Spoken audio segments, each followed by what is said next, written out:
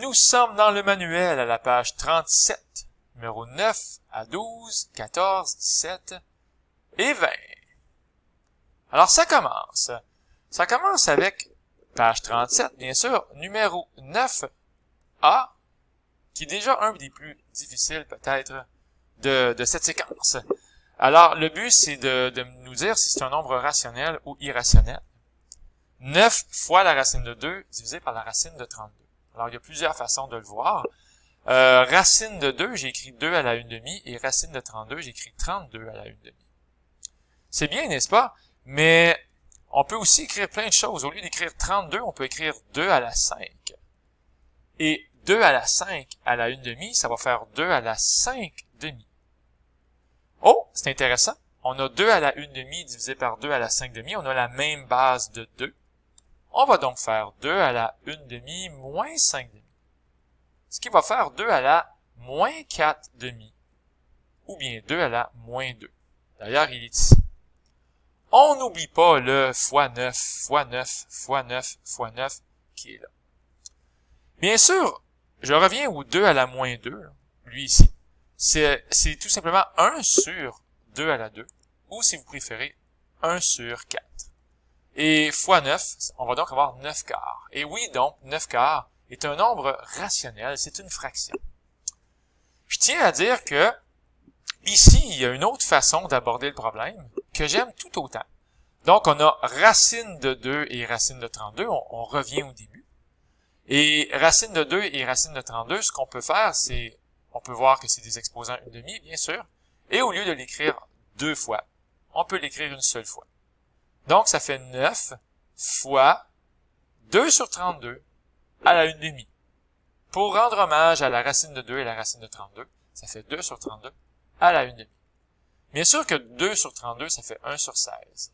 Et 1 sur 16 à la 1/2, comme la racine de 1/16e, c'est bel et bien, whoop, oh, qu'est-ce qui m'arrive? Oh, où est-ce que je m'en vais? Bon, je blague. Donc, racine de 1/16e, ça fait bien 1 quart. Et 9 sur 1 fois 1 quart, ça fait bien 9 quarts. Donc, on a vraiment la même réponse, peu importe la façon dont on aborde le problème. Est-ce que c'est tout? Est-ce que c'est tout? Je pense que oui pour ici. Je vais reprendre ma position initiale. Racine cubique de 125, c'est 5. Et 3pi sur 5, c'est un nombre irrationnel. 0,1 périodique, ça c'est 1/9. À la 3/2, donc demi comme dans racine carrée de 1/9, ce qui fait 1/3.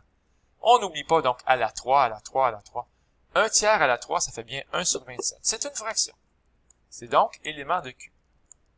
Et ici, à la lettre D, dans le manuel, on avait vraiment n'importe quoi à la 0. Et n'importe quoi à la 0 va donner 1. Et 1, c'est une fraction, c'est un nombre rationnel. Il y a juste 0 à la 0 qui donne pas 1. Lui, il est plutôt indéfini ou n'existe pas. On ne sait pas trop quoi faire. Un E majuscule à l'envers avec une grosse barre qui passe à travers, donc n'existe pas ici. Mais ici, ça donne bien 1 à la question, page 37, numéro 9. À la question suivante, on veut tout simplement trouver la valeur. Écoutez, je vais aller rapidement. On a le même exposant souvent. Donc, au lieu de l'écrire 2 fois, on va l'écrire une seule fois. Alors, je vous laisse regarder ça.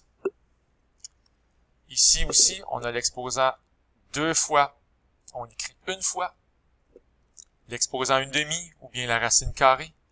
2 fois, ça devient une fois. Et ça donne souvent des nombres très ronds à chaque fois. On est content. Ici, on a 1/8, ou bien 7 sur 56. 1/8 à la 1/3, ou la racine cubique de 1/8. Quoi fois quoi donne 1/8? Bien sûr que c'est une demi. Et on n'en a pas terminé encore, mais presque, avec la question 10. Encore une fois, le même exposant. Il est là une seule fois. 48 divisé par 12, ça fait 4 à la 5/2. Donc, racine de 4 comme 2 à la 5. 2 à la 5, ça fait 32. Alors, je vous laisse regarder ça. Ici, la question suivante, c'est à quoi correspond 16 à la 1 quart? Ben, 16, juste lui, là, c'est 2 à la 4. Et 2 à la 4 à la 1 quart, c'est 2 à la 4 fois 1 quart, ce qui fait 2 à la 4 quarts, ce qui fait 2 à la 1, ce qui fait 2. Alors, ça correspond à 2, bien sûr. Attention à la prochaine question. On veut ici avoir une réponse, sous forme exponentielle, avec une puissance de 2. Donc, 4 va devenir 2 à la 2. Et ici, 4 va devenir 2 à la 2. Et 8 va devenir 2 à la 3. 4 va devenir 2 à la 2. Donc, à la fin, on a toujours 2 à la quelque chose. 2 à la quelque chose. 2 à la quelque chose. C'est ça le but.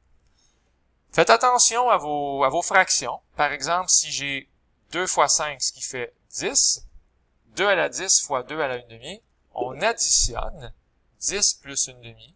J'espère que c'est terminé, le traumatisme des fractions. 10 devient 20 sur 2, ou 10 sur 1. Plus 1 demi, ça fait donc 21 demi. Même chose ici, on va avoir 3 demi plus 8. 3 demi plus 8, c'est la même chose que 3 demi plus 16 demi. Donc, 19 demi. 2 à la 19 demi. Bien sûr, 4 et 4 va devenir 2 à la 2 et 2 à la 2.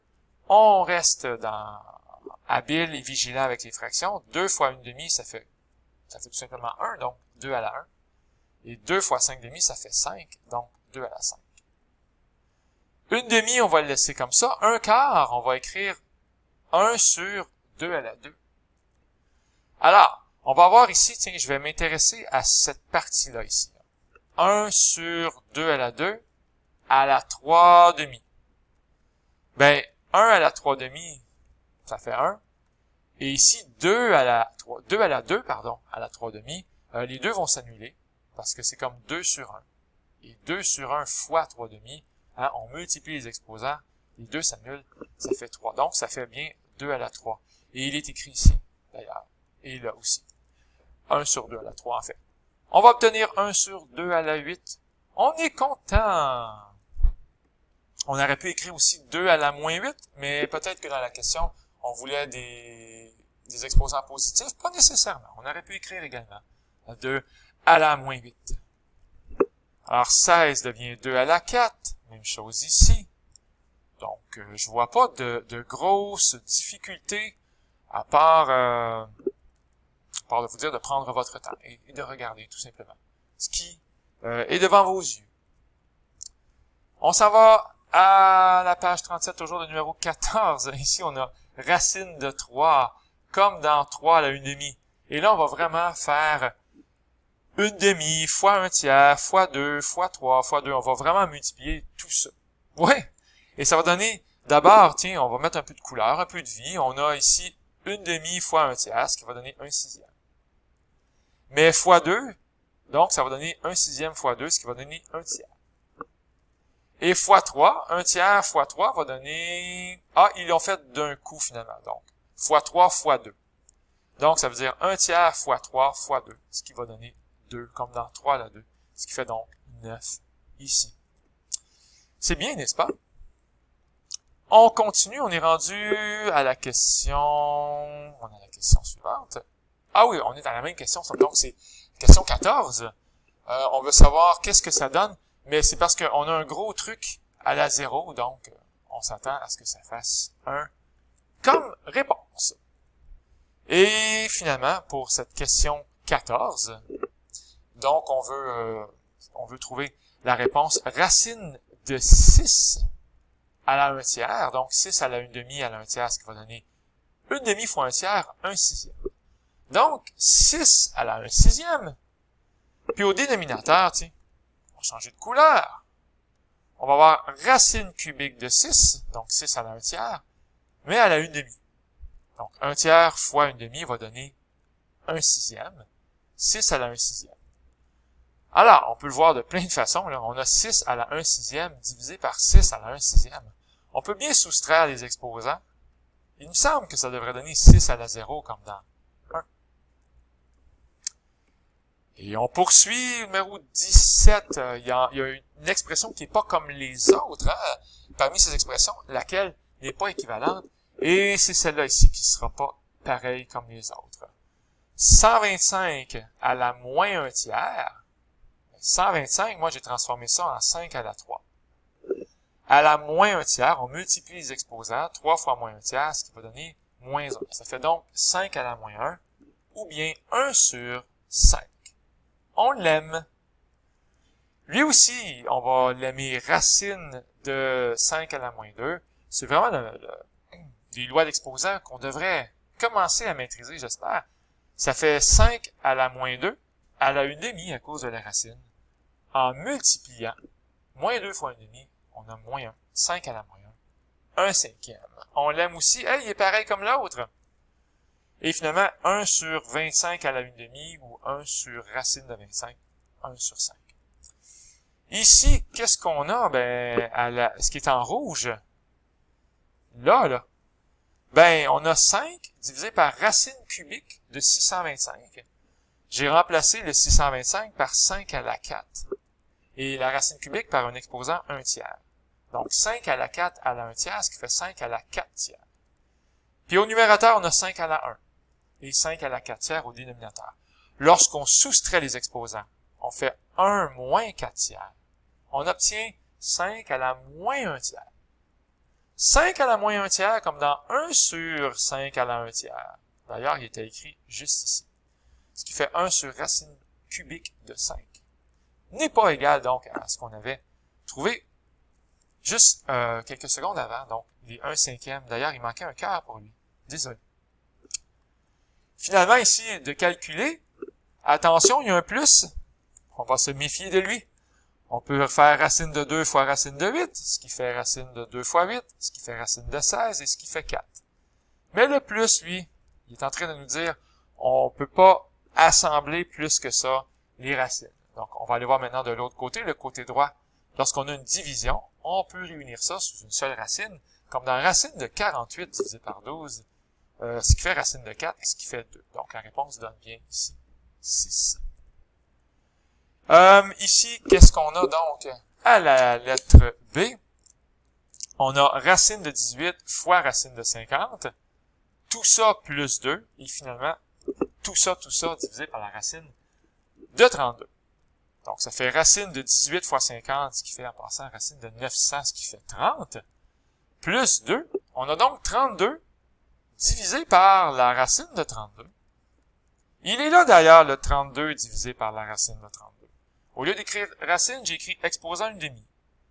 Alors, on va soustraire les exposants parce qu'on a la même base de 32. Comme dans 32 à la 1 moins 1/2.